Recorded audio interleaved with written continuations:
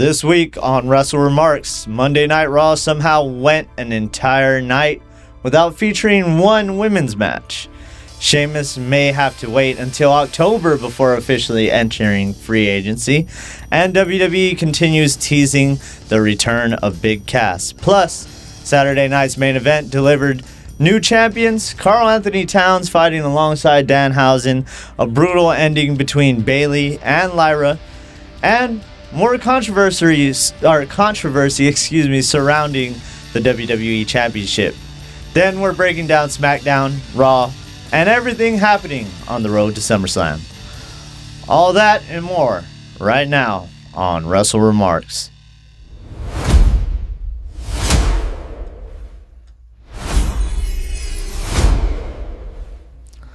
Ladies and gentlemen, boys and girls, marks of all ages, welcome to another episode of Wrestle WreMarks. I'm your host, Chris. And I'm your co-host, Pat.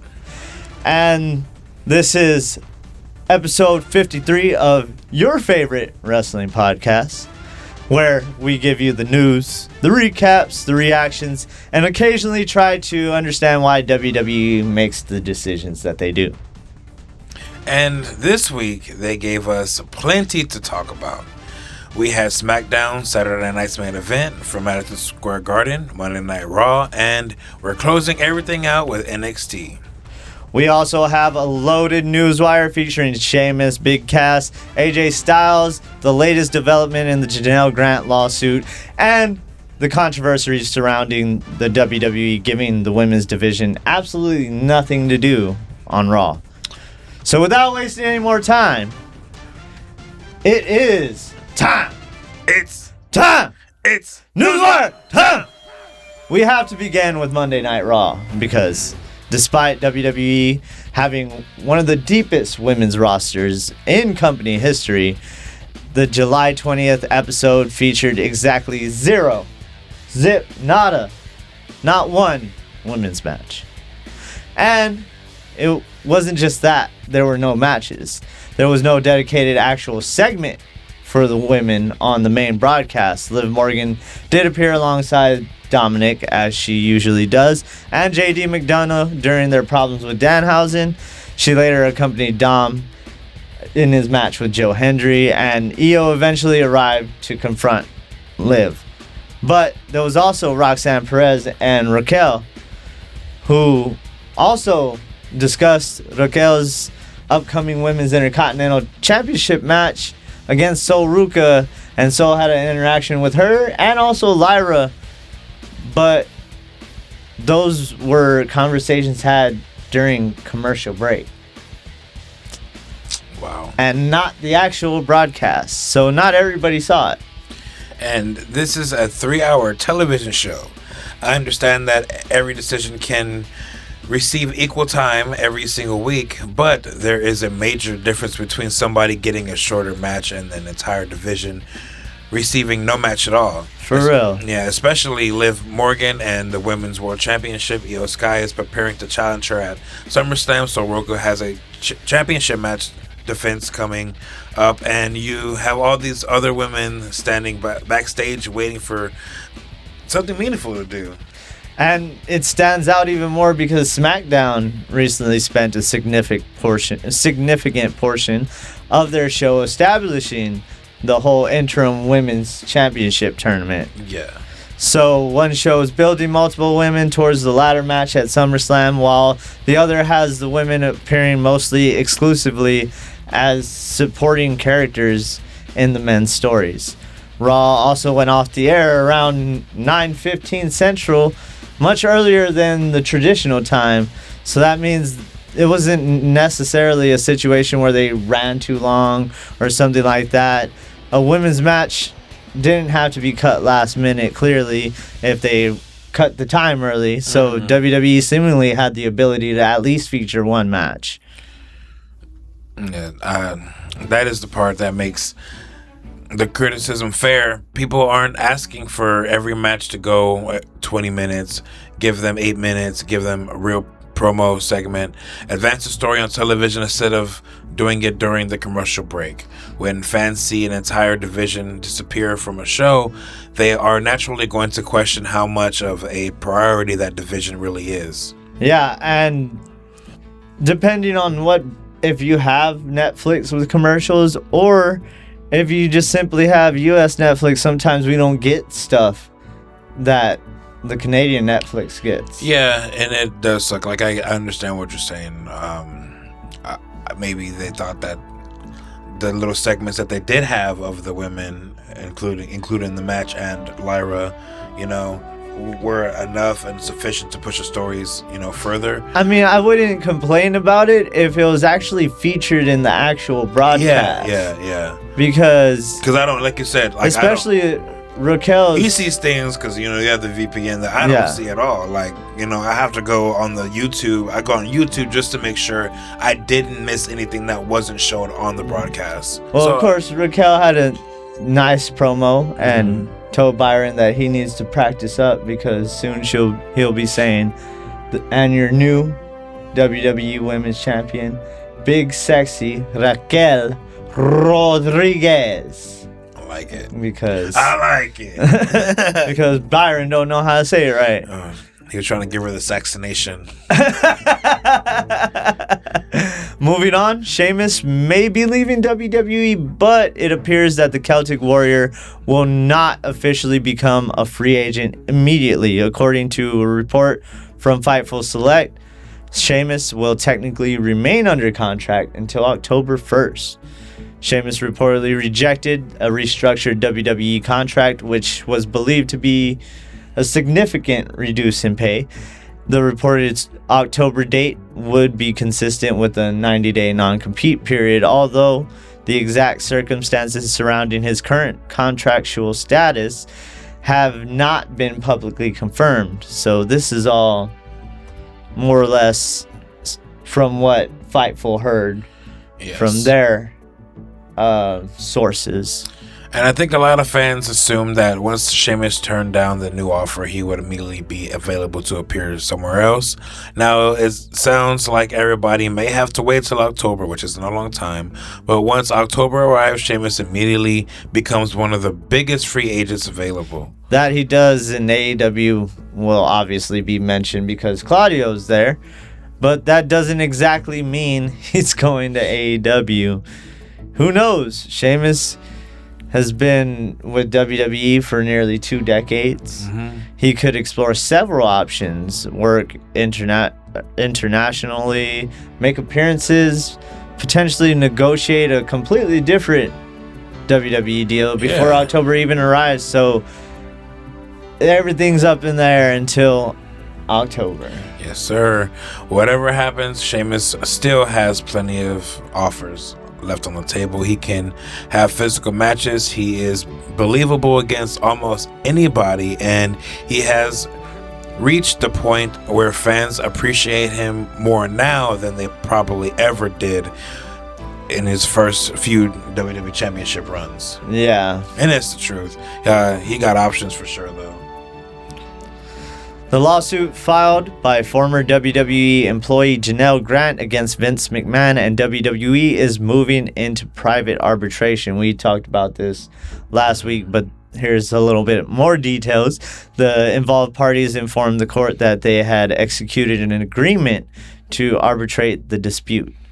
The public court action will be voluntarily dismissed with prejudice, meaning that particular case cannot simply be refiled in court. However, the parties retain the ability to pursue their claims and defenses through the private arbitration process.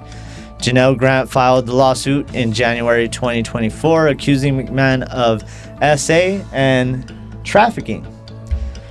John Laurinaitis was originally named in the lawsuit, but was later dropped in this case. Yeah. The biggest change for the public is transparency. A court case produces filings, hearings, and records that can become publicly available. Arbitration generally takes place behind closed doors. So the allegations aren't necessarily disappearing, but the process of resolving them it will become much less visible. Yeah. WWE and McMahon had argued that the matter belonged in arbitration because of the provision contained in the non-disclosure agreement Grant signed in 2022. Grant had challenged the enforceability of that agreement and argued that when she signed it, she was under duress. Now all sides have agreed to arbitration. Future developments may be limited unless one of the parties publicly discuss the proceedings or another related issue returns to the court. So now we won't know anything until somebody says something. Yeah. I mean, what are your thoughts on that? I mean, it's all really... I can't comment on it. I mean, exactly. I haven't seen everything, and true. I mean, neither. I kind of feel like neither do we need to know. But I feel like arguing to make it private, you're kind of saying, "Hey, I'm guilty, but let's do this behind closed doors." I definitely understand. But I know all the allegations. I've seen the text, seen all that stuff. But yeah, I understand. But we can go ahead and get on to bigger and better things. You know what I'm saying? Yeah, because WWE aired another vignette teasing the return of Big Cass on Monday Night Raw. The latest video focused on his difficult first run with the company, including his injuries, reputation for being unreliable, personal struggles, and his eventual release. Cass said during the vignette, "Even if you haven't reached the top, have no idea how far you can fall." The video then concluded with the date August 3rd, the Raw immediately following SummerSlam. And again, there was nothing directly teasing Enzo Amore. There have been reports connecting both of them to a possible WWE return, but these vignettes are clearly telling an individual story about Cass. But, he's 7 feet tall, and you can't teach that. And I think this could be the correct approach. Big Cass has openly discussed the lowest points in his life, the changes he's made, and the work it took for him to rebuild his career. Mm-hmm. If WWE presents this as a genuine redemption story instead of immediately trying to recreate everything from the past, there could be something powerful here. Yeah, you can eventually bring Enzo into it, but Cass should be allowed to establish who he is now first. And because the person returning to WWE is not supposed to be the same person who left, of course. Exactly. It never works like that. AJ Styles has clarified some recent comments suggesting that WWE should acquire a company in Japan. Styles received criticism after some fans interpreted the remarks as him calling for WWE to purchase New Japan Pro Wrestling. AJ said he was speaking generally about a Japanese promotion and was not attempting to disrespect New Japan or Hiroshi Tanahashi. Styles described Tanahashi as one of his favorite people in pro wrestling and emphasized that he would never intentionally disrespect him. Yeah, AJ also said that he had heard concerns about New Japan through people he considered first-hand sources, which apparently influenced the original comment. But once you mention WWE buying a Japanese company, they are naturally going to assume you mean New Japan, which is ridiculous. You always take things out of proportion. Like he didn't even say that. I mean, he has a strong history there, so of course people are gonna assume that, and with him recently saying that he heard that they weren't that good off, people are going to try and connect the dots like that.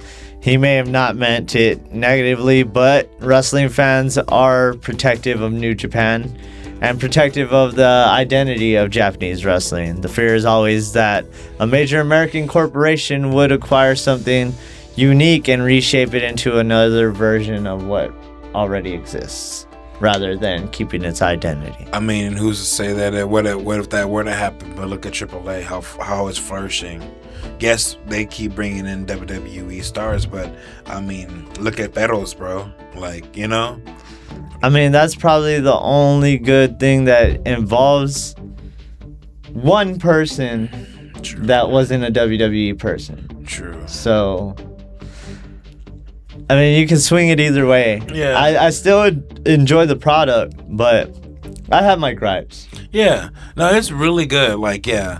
I do see, like, how... Like, it is very Americanized. Yeah, it is. I do see it. AJ also explained why he believes WWE never seriously considered allowing him to wrestle one final match in TNA before his retirement. Styles said the realization came after his appearance alongside Leon Slater at Slammiversary. Chelsea Green approached Styles backstage and mentioned how much she would enjoy returning to TNA for another match. AJ said that instant conversation made him understand WWE's dilemma. If they allowed Styles to wrestle in TNA, others would immediately ask for the same opportunity. Yeah. And once WWE opens that door for somebody as important as AJ Styles, it becomes difficult to explain why everybody else can walk through it. But, I mean, he's AJ Styles, you're not. At the end of the day, let him do what he's going to do. That's why you're not going. Plain and simple. AJ believes WWE did not want to create a precedent it couldn't control, you know. Mm-hmm. So Slammiversary's appearance was probably and always going to be the most WWE was willing to approve at that time. Yeah. It is unfortunate because AJ having one final match in TNA would have been special, but his explanation makes sense from, you know, WWE's perspective. Yeah, and, you know, he's already said never say never, but I would have. I'm going to fantasy book here, you know, that Leon Slater versus AJ Styles could have kind of happened that same night. You know, but it is what it is. But now we got to get into some of our quick hits because there's a lot of wire to go through, and let's hit the rest of it. Michael Cole announced that Bronson Reed is recovering ahead of schedule and could return very soon. That happened on Raw. Reed has been out since February after suffering a torn right bicep during an Elimination Chamber qualifying match. Yeah, that is a significant return because Bronson can immediately be placed against almost any major name and feel credible, and apparently he's returning much sooner than WWE originally expected. Yes. I can't wait. He's battle I'm tested. excited. WWE officials were reportedly unhappy after streamer Neon accidentally showed Pento without his mask during a live stream at Fanatics Fest. The video was quickly deleted, but clips already spread across social media. Neon was still allowed backstage at Saturday night's main event, so it appears WWE viewed it as a mistake instead of something requiring an immediate ban. Yeah, but accidentally exposing a masked wrestler is a serious mistake. You know, and Pence's mask is a part of his identity, his culture, his merchandise, his representation. That is not something a guest should treat casually, a mistake or not. Like, I don't agree with that at all. Yeah, it's I mean, that's why I I hate seeing these celebrities. Who knows if he even did it on accident, to be honest. Yeah, but you know, you're right. But then again, you have to be aware of these things, bro. You gotta. It's like because they always hold a camera, bro. But they're never aware of anything. Yeah, if we were in those situations and be able to be in those rooms, bro, and never ever do anything to expose the business, even though, you know, it's already out there. Like, you know, I'm gonna keep it straight to the vest. Yeah. Treat them with respect. You know what I'm saying? Yeah, because just knowing that someone like that is around, I feel like you should know automatically, hey, watch out. Hey, no phones. No phones at all. You know what I'm saying? Well, I mean, I'm sure it was the live stream was also something they wanted him to do for Fanatics Fest. True. To gain more, you know, traction. But either way, I feel like you should be more aware of your surroundings when you're backstage of any wrestling promotion. Yeah, exactly. Yeah. Also, Matt Hardy addressed a story that Jeff rejected the WWE Hall of Fame induction because he wanted to enter alongside his brother Matt. According to Matt, the offer was connected to a WWE attempting to re-sign Jeff and prevent him from joining AEW. Matt claims Jeff chose to reunite with him rather than accept the induction that required a new WWE contract. Whenever the time comes, the Hardy Boys should obviously enter together. For the record, or Matt said for the record, WWE offered Jeff the Hall of Fame because his drug test returned with no drugs. This was back when, remember, they thought he was messed up. Yes. But alcohol was a problem. The WWE wanted to keep Jeff from going to AEW by any means necessary, so they offered the Hall of Fame, but he had to re-sign. Jeff chose to reunite with Matt back in AEW. Hashtag Matt Facts. Yeah, we got Newswire time and Matt Facts on today's episode, y'all. In TNA news, Sinner and Saint, Travis Williams, and Judas Icarus requested and received their releases. It's unfortunate because they were being featured pretty nicely alongside Josh Alexander and Eric Young for a while there, but there's no reason behind it just yet. We haven't heard from them, so just know that they were released. Former TNA World Champion Steve Maclin has reportedly had preliminary discussions with AEW, although there is no indication that a deal is currently close. Also, Frankie Kazarian said leaving AEW and returning to TNA helped him fall in love with pro wrestling all over again. Kazarian felt that he was sitting on the bench in AEW when he was still capable of being in the starting lineup. And he bet on himself. Whatever people think about TNA, Kazarian has received opportunities there, and he was not receiving them in AEW. He has been able to wrestle important matches, cut longer promos, and prove that he can still contribute as one of the company's top veterans. Chic Tormenta announced that she is no longer affiliated with AAA or WWE and is now a free agent. Also, Logan Paul said he would like to continue wrestling for at least 5 years and could potentially see himself having a 10 to 15 year career. Nikki Bella said she recently trained at the Performance Center, where trainers tested her surgically repaired ankle in several match situations. She even worked an unplanned practice match as a part of the evaluation.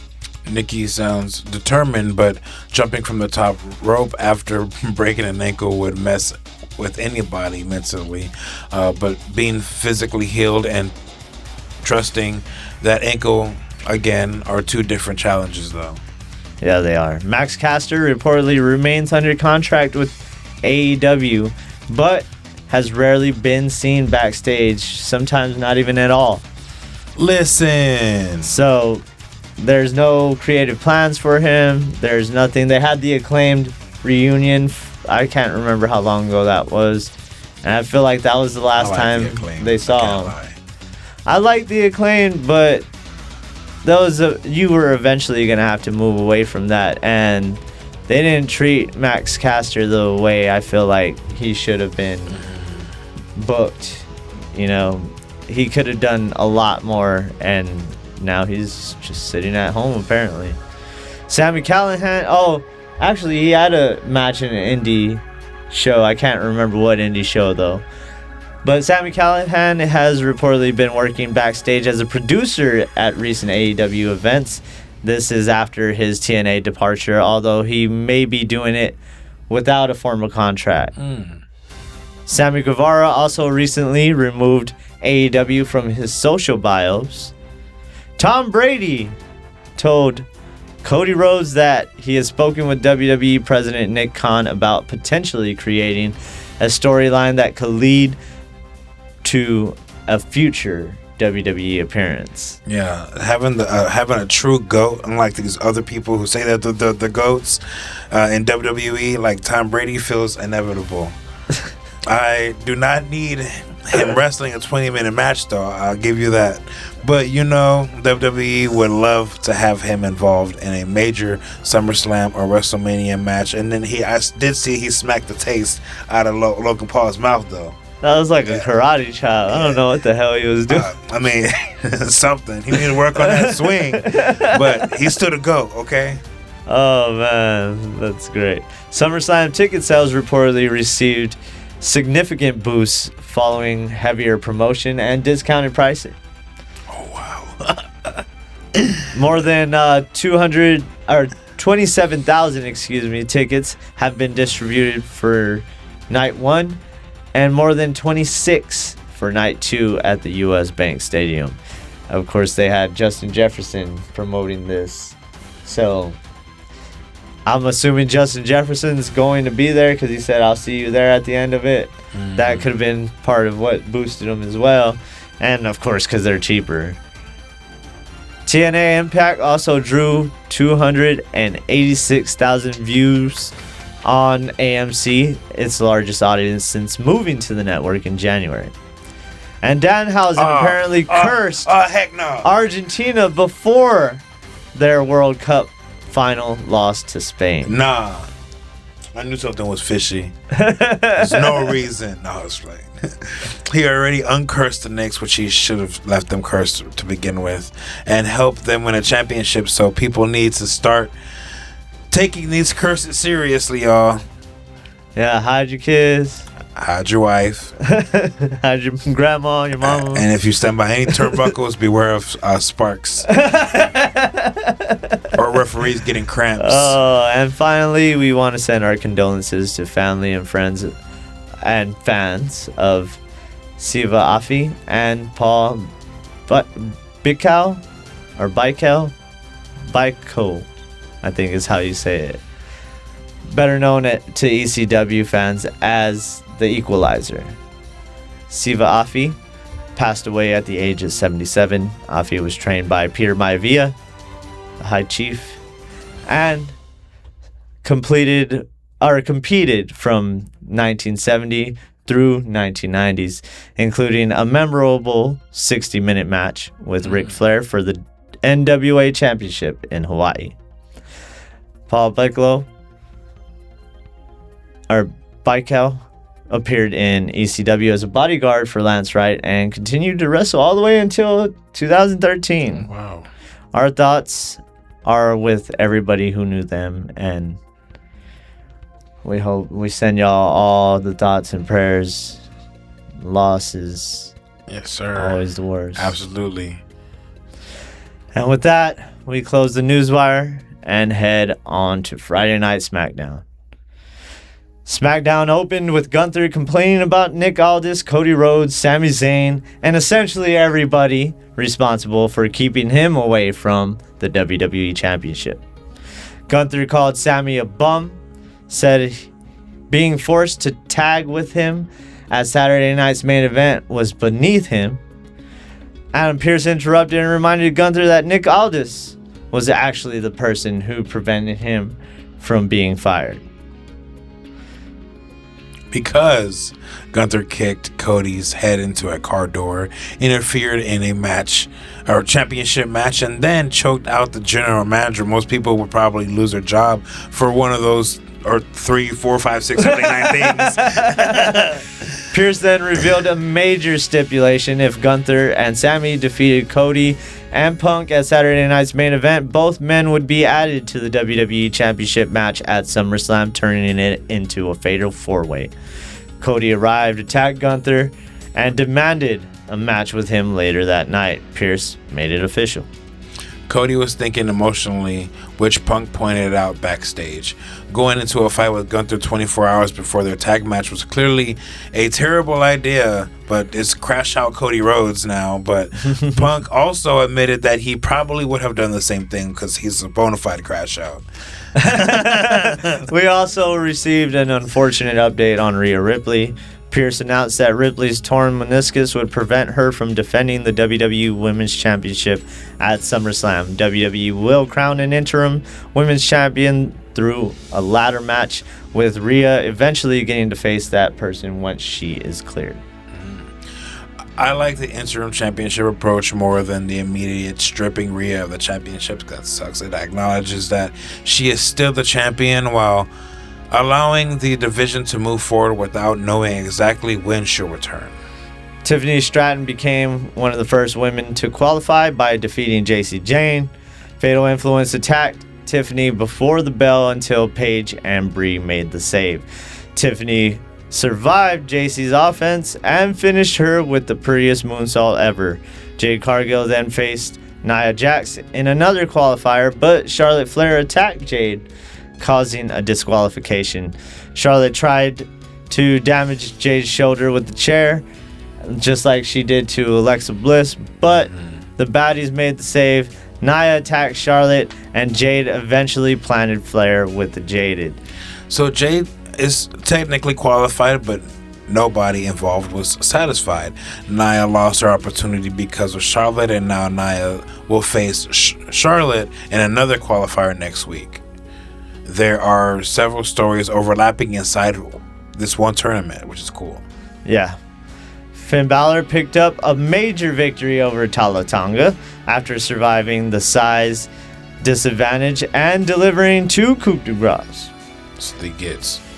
The War Raiders defeated Fraxium in one of the stronger wrestling matches of the night. Fraxium pushed the pace and nearly stole it several times, but Eric and Ivar eventually hit the Ragnarok for the victory. Because as they say in God of War, Ragnarok is coming. And Baron Corbin officially placed Trick Williams on notice. Corbin called himself a real deal and said Trick was the first name on his list. Trick responded by calling him a big, bald-headed... What? We know... Calm down. We know what he called him. Oh, I'm sorry. This is PG. That's not PG. It's all right, but either way, Baron Corbin need to watch his mouth while grown folks talk. Trick and Mello also continued arguing over the United States Championship. Mello accused Trick of finding another loophole to avoid defending against him, while Trick reminded Mello that he has been on SmackDown for 2 years without accomplishing nearly as much as Trick has in the last 7 months. Let's talk about it. They still have chemistry, but that chemistry is becoming more hostile every week. And I like it. I love it. Oh yeah, man. That's Trick. It sure is. Tricky 2 times. Now on to Blake Monroe. She also introduced herself to Candice LeRae, attacking her backstage, throwing her into the production equipment and telling Johnny Gargano that he needed a haircut. She giving hands to everybody for some reason. It was simple, direct, and immediately establishes Blake as somebody who did not arrive to make friends. She's here to cause ruckus. It's for real. Then we reached the main event, Cody Rhodes against Gunther. This was a fight before the bell even rang. Cody attacked Gunther during his entrance and brawled around the ringside before eventually making it back into the ring. Sure did. Gunther repeatedly targeted Cody's leg and kept taunting CM Punk, who had come to ringside because he did not trust Gunther to fight clean, of course. Cody has still managed to hit the Cody Cutter, the pedigree, and apparently the figure 4 lock, like his daddy. Speaking of pedigrees, Enzo hit the pedigree recently. Bada boom. So pedigree in the room. I'm sure that was his little subtle tease as he posted that one on Instagram. I think it was yesterday.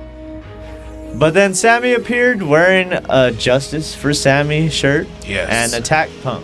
Sami threw Punk over the announce table before pulling Cody from the apron and driving him into the ring post, forcing the disqualification. Gunther and Sami tried to continue the attack, but Punk recovered, and all four-man brawled as SmackDown went off the air. Yeah, Sami has lost patience. He's cracked, whatever you want to call it. He believes Cody and Punk were handed SummerSlam main event while he had spent more than a decade fighting for an opportunity, every opportunity he got. Whether people are agreeing with his methods or not, his frustrations make sense. They're justified crash outs. All right? That's his next shirt, justified crash outs. And that brings us directly to Saturday night's main event at Madison Square Garden. Saturday night's main event opened with Stephanie McMahon interviewing Oba Femi ahead of his Hell in a Cell match with Brock Lesnar. Who? Oba acknowledged that he and Brock are tied at one apiece, but said he already won the mental battle. According to Oba, Brock is the one acting out of character, hiding behind police, walking away, and trying to avoid him. Oba closed by telling Brock, "I'm not locked in there with you. You are locked in there with me." Yes, sir. That was exactly the type of promo Oba needed. He did not pretend losing to Brock never happened. He acknowledged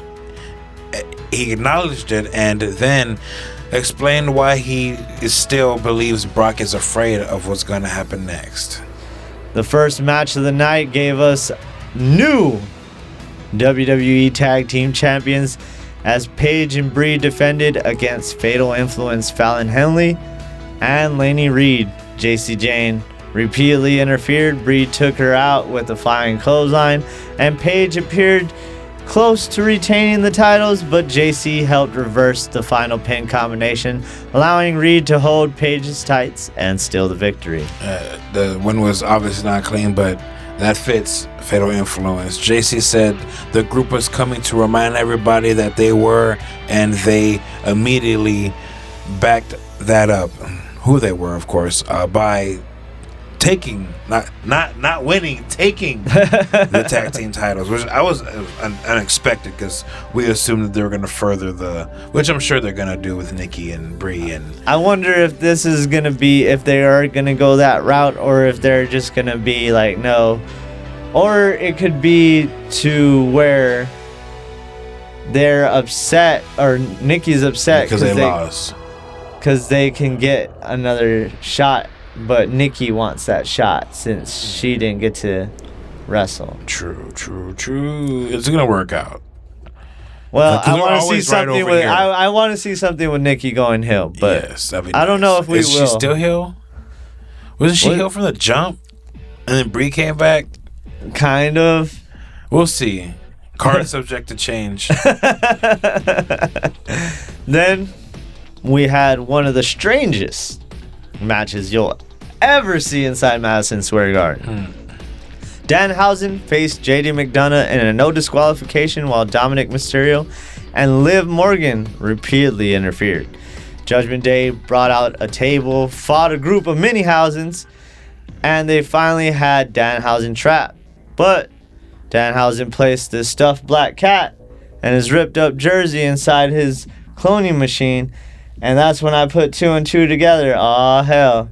Here comes Karl-Anthony Towns. Then Wimby came out and kicked him straight in the face. No, it didn't happen. Should have happened, though. I said this nobody expected to hear on a wrestling podcast this year. Towns chokeslammed JD, then chokeslammed Dominic through a table. Danhausen delivered the curse and finished JD with the triple D. Was it ridiculous? Absolutely. Did the Madison Square Garden crowd love every second of it? Absolutely. Even though the Spurs fans are better than y'all. Wrestling has room for serious blood feuds and a 7-foot NBA champion emerging from Danhausen's cloning machine of all things. Like they say, Chris, anything can happen in the world of WWE, bro. Bayley and Lyra followed that with the complete opposite tone. This was pretty much personal, uncomfortable, and aggressive from the start. Lyra was busted open early, but blood seemed to make her even more vicious. She survived the crossface, countered Bayley's biggest attacks, and eventually caused Bayley to pass out in the Bulldog choke.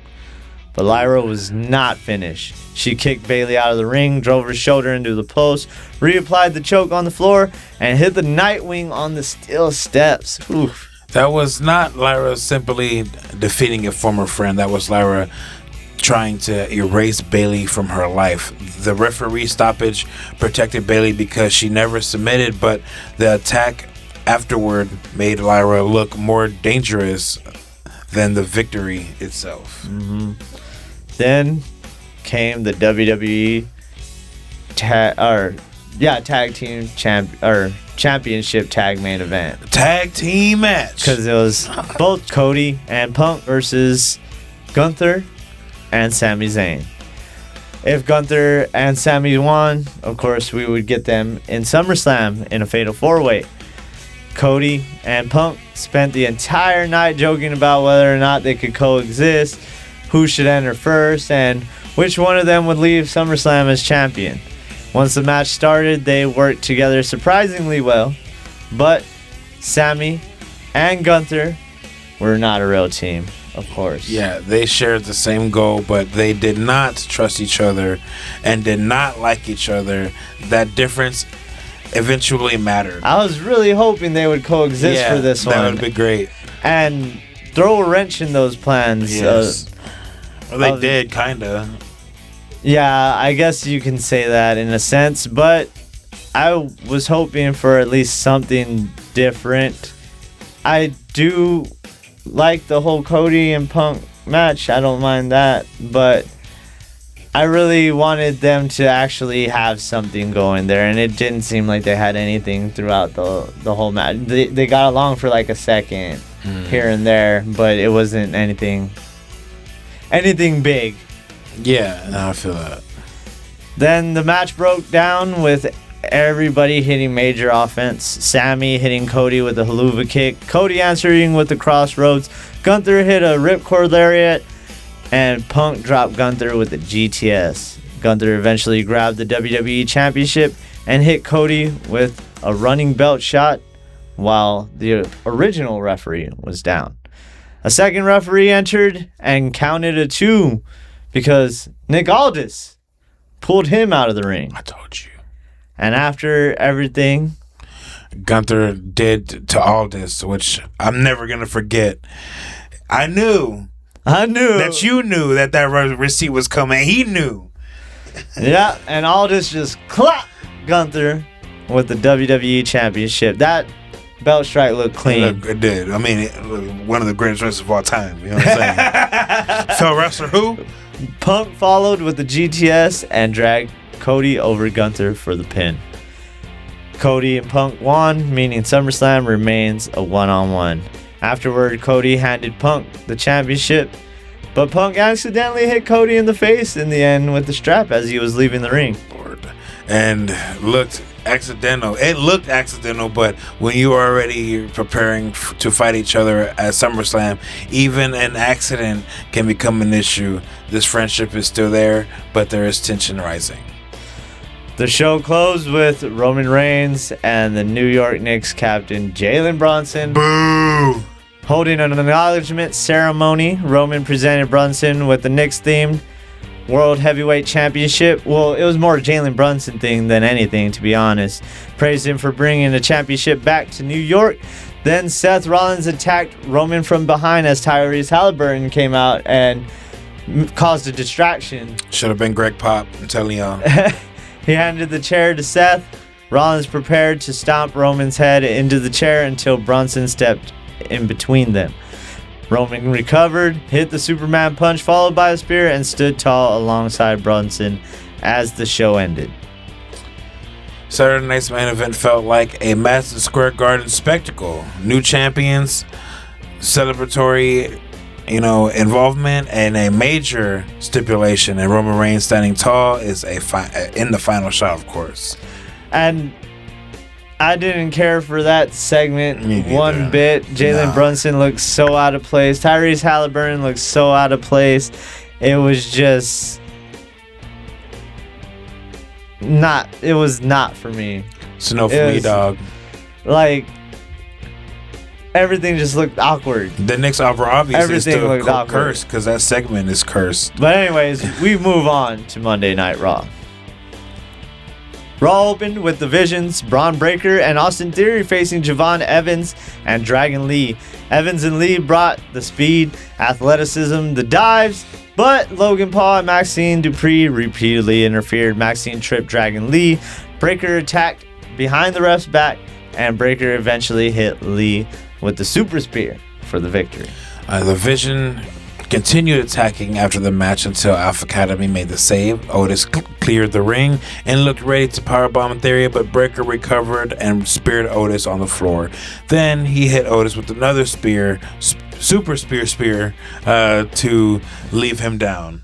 This appears to be the next direction for the Vision. Alpha Academy versus Breaker, Theory, Logan Paul. And I guess Maxine, if they can get somebody to take on Maxine. Mm-hmm. But this is probably not the rivalry I would have expected the Vision to be in right about now. But, you know, they had to pivot a lot. Yeah, a lot. But Otis standing across from Braun Breaker could be kind of fun. It could be money. We then continued the Judgment Day and Danhausen money story. Monies. Judgment Day concerned cornered Danhausen backstage and demanded he return their human monies. Danhausen escaped and later tried to give the money away to the fans. Judgment Day attacked him until Joe Hendry made the save.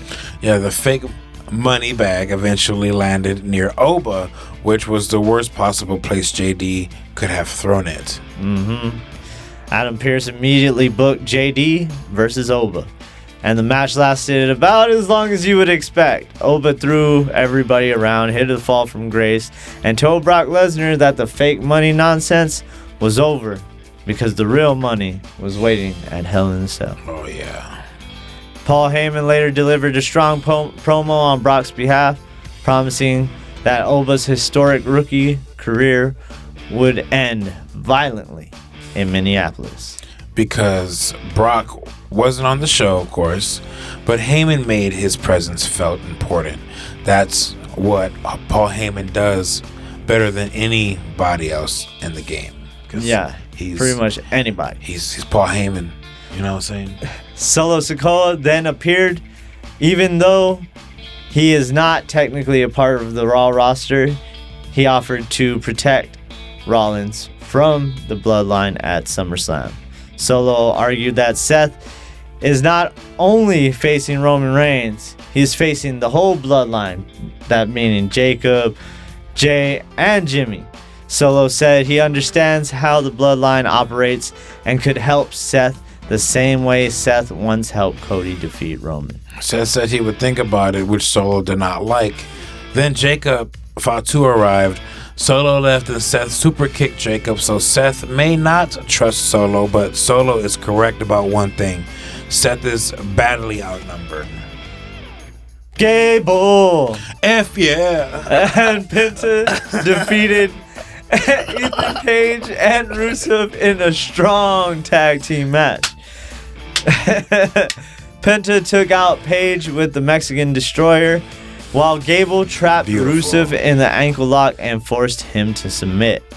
Gable and Penta worked well together, but with all four men having individual issues, I doubt that partnership remains friendly for long. You know, Gable wants that IC title, so eventually you're going to have to come for Penta. There seems to be rifts in Rusev and Page from the jump. Yeah. So there's a lot of moving pieces there, and I'm sure Rusev and Page are still going to try and vie for that Intercontinental Championship. Joe Hendry then faced Dominic Mysterio. Liv Morgan interfered until Danhausen arrived in his housing mobile with Io Sky sitting in the passenger seat. Yeah, Io and Liv brawled around the ring, around ringside. Danhausen secretly hit Dominic Mysterio with a triple D, and Henry picked up the victory. That led to WWE announcing Danhausen against Dominic Mysterio at SummerSlam. The triple D. The Danhausen death drop. Oh gosh. Did you hear what's his name? Corey? No, not Corey. Wade Barrett said what do you say? on Saturday night. Michael Cole's not the triple D you're thinking about. Oh gosh, I did hear that. And he's like, I wish it was. Oh no. Because you know he was talking crap about Danhausen and everything. Yes. He always props up the heels. That's what I love about Baron. Me Barrett. too. I was gonna say Baron Corbin. Baron Corbin. Is he happy or is he unhappy? Oh man. And again, Io and Liv were involved, but neither women had actual match or dedicated segment of their own. They were there to support the men's match and continue their rivalry through interference. The main event featured LA Knight against Jacob Fatu. Now, before the match, Knight criticized Solo for offering to help Seth Rollins and said their SummerSlam focus should remain on destroying the bloodline. Knight and Jacob had a physical match, with Knight repeatedly targeting Jacob's leg and Jacob responding with his usual explosive offense. Then everybody arrived. Everybody. Solo attacked Jimmy. Jacob dove onto Solo. Royce Keys attacked Jimmy. Jey Uso ran out. LA Knight accidentally hit Jay. And then the entire SummerSlam 6-man tag essentially exploded around the ring. Jacob eventually hit Knight with the pop-up Samoan drop and the mighty moonsault for the victory. After the bell, Solo attacked Jacob, but the Bloodline regained control. The Usos hit Royce Keys with the 1D. Jacob trapped Knight in the Tongan Death Grip, and the Bloodline delivered 3 running hip attacks before Jay finished Knight with an Uso splash. The Bloodline stood tall as Raw went off the air. Which makes Solo's offer to help Seth even more interesting. Solo already has LA Knight and Royce Keys expecting him to focus on their SummerSlam match, but he is still obsessed with Roman and the Bloodline. That obsession could cost him his team. Yeah. Overall, Raw had some entertaining moments. The opening tag was exciting. Oba looked dominant. The SummerSlam stories moved forward and the main event delivered, but the show ending early while the women's division had no match and no actual televised segment remains to be the biggest criticism. There was clearly room to do more. Yeah.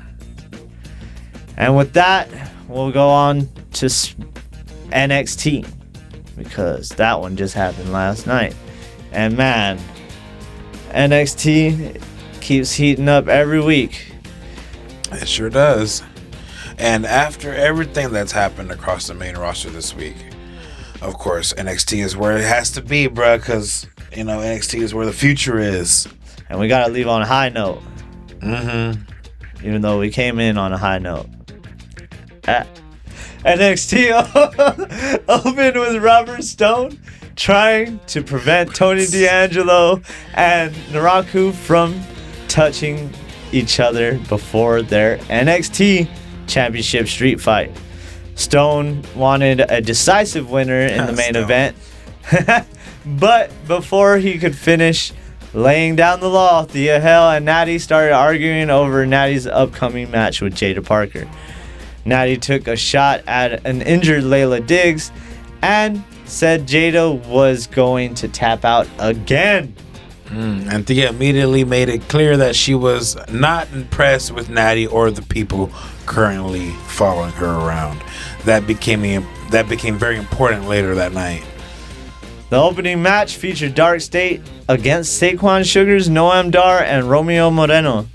Sugars attacked Dark State during their entrance, which immediately turned the match into a brawl from there. Sugars came close to beating his former partners several times, and at one point drove Dion Lennox through the LFG perch with a running DVD.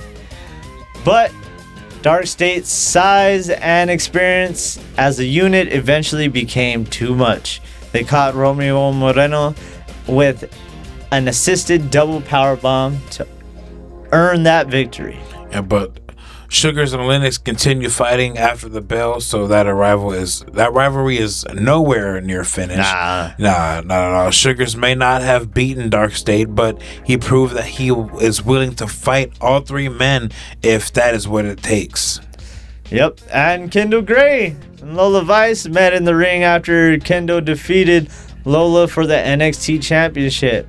Lola said Kendall was the better woman for 3 seconds on one night, but claimed Kendall could beat her, or claimed that Kendall couldn't beat her in a wrestling, or could beat her in a wrestling match, but not a fight, excuse me. Kendall accepted that challenge, and the rematch will happen on August 4th inside of NXT Underground. But Kendall said, now you can go back to shaking your ass. She didn't like that. She said, no, you ain't getting no title. Yeah, go back here. Like GTA 6. Like me and Chris about to be in GTA 6. We got Lola in another underground match before we got GTA 6, dude. Well, that was inevitable, yeah, I feel like. That is the perfect stipulation for Lola because the underground is her territory. There is no traditional pinfalls. You win by knockout, submission, or referee stoppage. Kendall already proved that she can beat Lola in a championship match now. She has to prove she can survive Lola's kind of fight, which Kendall Gray is a beast. Sorry, Lola. And she's also has Mama said knock you out. She also has wrestling history from school, so sorry, she done. Lola is more MMA and Kendall's more mat. Yeah. So it could be a good one. Yes, sir. Keanu Carver defeated Hank Walker after catching him with a pounce and finishing with the spine buster. Carver continued attacking Hank after the match and threw Tank Ledger across the announce table. But before Carver could use the steel steps, EK Prosper arrived and helped Hank and Tank take him down. With what move? What is it called? Honk honk. Oh yeah, that's what it's called, right? I'm assuming because the crowd said honk honk and these dudes. Because the crowd said honk honk. I'm assuming. But Carver still looked like a monster. It took 3 men to stop him after the match, and even then, it felt like they had a hard time trying to contain him already. Yeah, but I love the way they keep building him up as this monster, and I mean, will it translate though once he gets to the main roster, or once he actually gets in the main picture? I don't know, man. Like I see it, but then I don't. It's like hit or miss right now. Like I don't know if it will work in the main roster because you already have real big dudes that do the same thing. Yeah, I mean, look, I guess after they got Oba and this dude showed up on TV, I was like, oh, is that his replacement? But I mean, I'm not trying to be I really want to like Keanu Carver, but I just don't think I like him. I like his whole shtick, the whole not trying to be fine, and just going in and wrecking shop. Yeah. I mean, well, I sound like Tomatonga. Yeah. Natty then faced Jada Parker with Nikita Lyons and Carmen Petrovic at her ringside. Natty spent most of the match attacking Jada's leg, including that figure 4 on the ring post. Classic Brett move right there. Jada survived, fought back, and eventually trapped Natty in a sharpshooter of her own. But Natty, she ain't going out like that. Carmen tried to stop Nikita from throwing in the towel, but Thea Hell appeared to grab the towel and threw it in the ring herself. The referee called for the bell, giving Jada the victory by forfeit. So technically, Natty never tapped, but Jada beat her with her own submission hold. Dirty. Yes, that's dirty. And then Thea made sure Natty experienced the exact type of embarrassment that she has been threatening to inflict on everybody else. That also means Thea has officially inserted herself into Natty's business. Oh no. After the way Natty spoke to her throughout the night, Thea knew what she was doing. So now she's in the spotlight. She's going to have to probably eat an L here soon. Shawn Spears then faced Nico Vance with Izzy Dame at ringside. Izzy repeatedly distracted Spears, and Lizzie Rain eventually came down to fight her and even the odds. Spears grabbed a steel chair, hit the mat hard, tossed it to Nico, and dropped like he had been hit. The ref turned around, saw Nico holding the chair, and called for the disqualification. Yeah, Shawn went full Eddie Guerrero. He could not beat Nico with the chair, so he beat him by making the referee believe Nico used the chair. That only made Nico even angry after the match. Yeah, he was about to hit him with that For chair. real. I wish he would have done it. I would think that would have made a better aesthetic, but I mean, even though they don't do the whole like chair shots to the head thing, he could put his hands up, but that would have been a beautiful visual. Like, you know what? I'm so pissed. Forget it. Just forget protocol.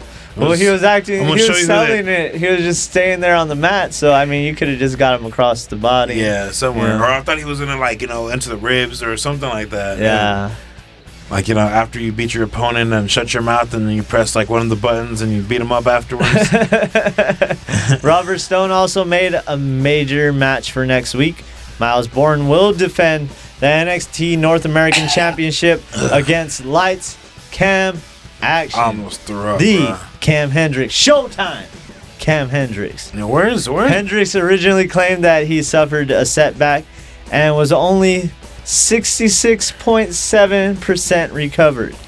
But Hendricks was magically cleared after Bourne was thinking of putting the title on the line. So Cam was trying to avoid Miles until Miles put the championship on the belt. On the table. But there's another stipulation. Wait, there's more. There's another stipulation. If Miles defeats Hendricks, Miles and Tavion Heights will receive an NXT Tag Team Championship match against Vanity Project the following week.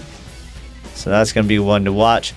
Reina Volcan also made her NXT debut against LFG Season 2 winner Skylar Ray. Skylar showed some speed and briefly created an opening, but Reina controlled most of the match and forced her to submit to the natural disaster. A strong first impression from Reina. She was presented as powerful, composed, and somebody who can end a match as soon as she gets control. Then came the main event, Tony D'Angelo defending the NXT Championship against Naraku in a street fight. Naraku blinded Tony with the poison mist as soon as the match started. Heck yeah. And sent him through the ringside LED board. From there, they used chairs, kendo sticks, a ladder, the barricade, the ring steps, and the announce table. They just tore the whole ringside up. Naraku hits Darkness Falls through the announce table, but Tony somehow kicked out. For some reason in my head, I just heard them saying, instead of that Darkness Falls, they should call it Evil! And when Naraku tried using the mist again, Tony blocked it with his hands and rubbed it into Naraku's eyes, which I loved. That was the moment the match completely turned around. Yeah, I don't think I've ever seen anybody do that with the mist. Me neither. Tony unloaded with the kendo stick, delivered a low blow, brought Naraku up to the ring steps, and hit a dead to rights through the table to retain the NXT Championship. But Tony's celebration did not last long. Mike Santana's music hit, and Santana appeared in the crowd staring directly at the champion as NXT went off the air. Tony survived Naraku, but he did not receive a chance to breathe. Mike Santana made his intentions clear without even saying one word. I really thought you were going to say Santana. Santana. Well, where's my boy at? Where's Mason Rook? I mean, they got lights, trash, action, Jackson, whatever. I'm not sure. I haven't seen Mason Rook. Yeah, I'd rather see him. I didn't see him this week. He was there last week. Okay, cool. Because, I was like, where's my boy at? But, I don't like that. He might have had a segment this week, but I don't remember. I don't remember seeing him on there. Tony D'Angelo remains the NXT champion, but it appears a new challenger has already arrived at his door. It's like playing Street Fighter. Your little brother press start. A new opponent has arrived. And that is where this week's NXT and this week's Wrestle WreMarks recaps comes to an end. And that is going to be it for another episode of Wrestle WreMarks. Let us know what you thought about this week in professional wrestling. Did WWE make a mistake by featuring 0 women's matches on Raw? Where do you think Sheamus will go once he officially becomes available? Fella. And after everything that happened at Saturday night's main event, are Cody and Punk really going to make it to SummerSlam without turning on each other? Make sure you like the episode, super kick it, body slam it, give it an end of days, death match it, whatever you gotta do. Leave a comment, subscribe to the channel, follow the podcast, and share Wrestle WreMarks with other wrestling fans. Even if they're not wrestling fans, share it. Just grab our product and shove it down their throats for no reason.